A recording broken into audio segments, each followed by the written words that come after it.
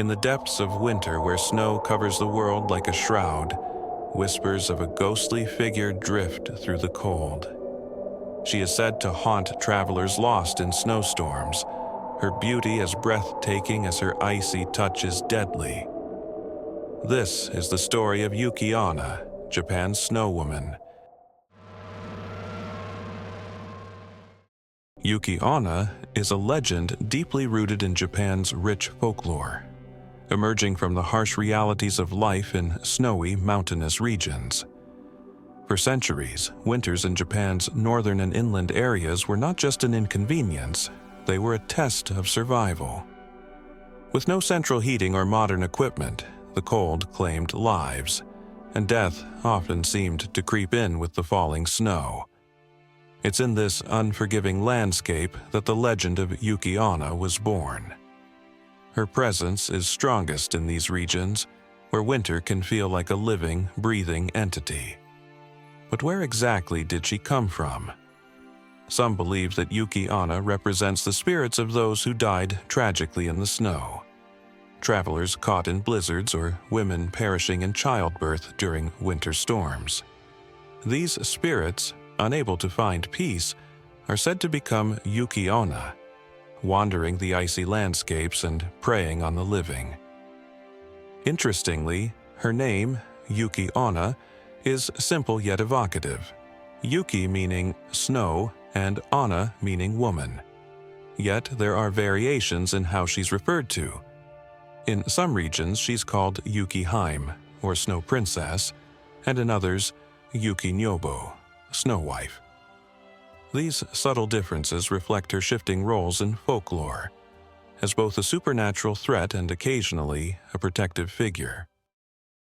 Yuki-Onna is unique in Japanese folklore because she's not bound to a single moral alignment.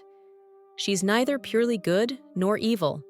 Her actions depend on the story and sometimes even on the person who encounters her. This ambiguity reflects the Japanese relationship with nature, beautiful, yet unpredictable and dangerous.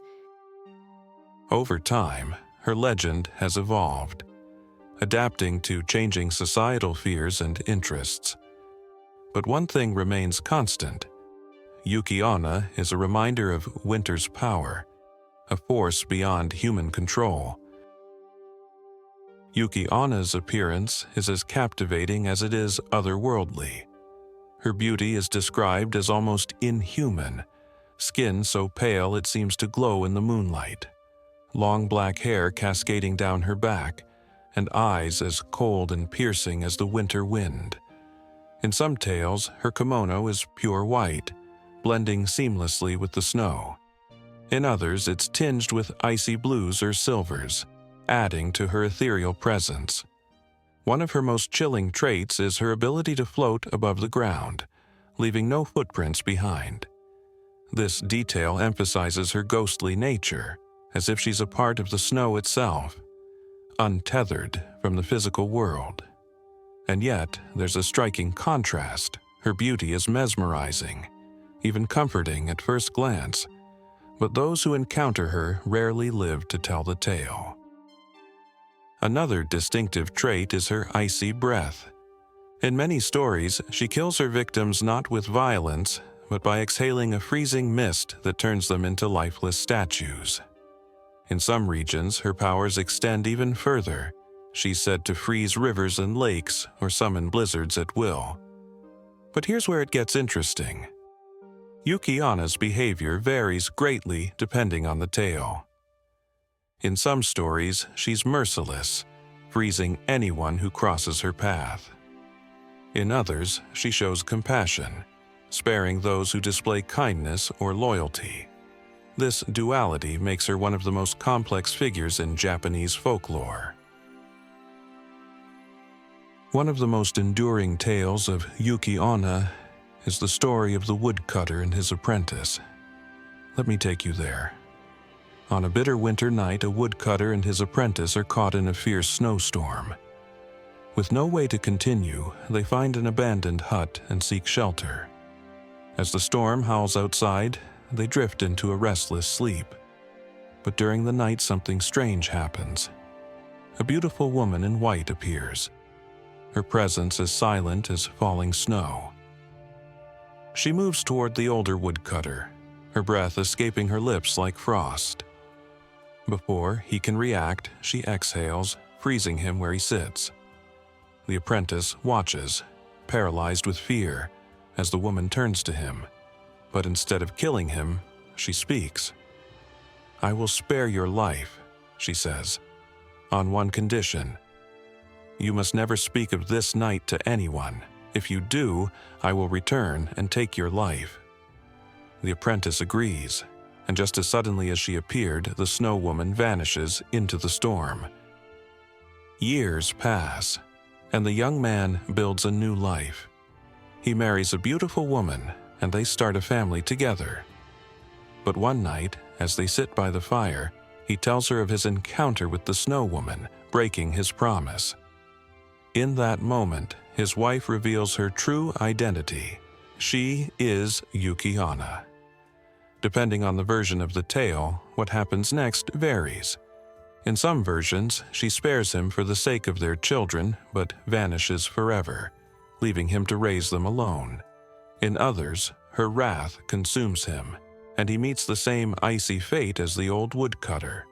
This tale has been passed down for generations, evolving with each retelling. It's a story of love, betrayal, and the fragile line between humanity and the supernatural. But the woodcutter's story is just one of many. In other versions of her legend, Yuki-Onna lures travelers to their deaths with her beauty, or she's a motherly figure, protecting children during blizzards. Each story adds a new layer to her character, making her one of the most enduring figures in Japanese folklore. Yuki-Onna is more than just a ghost story. She symbolizes the harshness of winter, reminding us of nature's unforgiving power. But she also represents beauty, fragility, and the transient nature of life, qualities tied deeply to Japanese aesthetics like wabi-sabi. Yuki-Onna embodies the duality of beauty and death, a recurring theme in Japanese folklore. She's alluring yet lethal, much like snow itself, serene and deadly at the same time. Yuki-Onna's legacy extends far beyond ancient folklore. She's inspired countless works of modern media, from horror films to anime and even video games.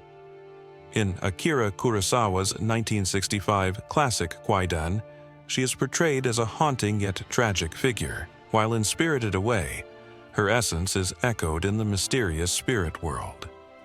In video games like Nioh or Dark Souls, Yuki-Onna is reimagined as a powerful boss character, keeping her connection to icy landscapes and lethal beauty intact. Interestingly, different regions of Japan have their own interpretations of Yuki-Onna. In Niigata, she's believed to lure children into the snow to freeze them, while in Aomori, she drinks the blood of her victims like a vampire. These regional variations add depth to her character, showing how folklore adapts to the fears and beliefs of different communities. Yuki-Onna is a story that has stood the test of time, captivating audiences with her haunting beauty and the mystery of her intentions. Is she a monster, a victim of circumstance, or simply a force of nature? Perhaps she is all three. So what do you think of Yuki-Onna? Do you see her as a villain, a tragic hero, or something else entirely? Let me know your thoughts in the comments. And if you enjoyed this deep dive into folklore, don't forget to like and subscribe for more mythical tales from around the world.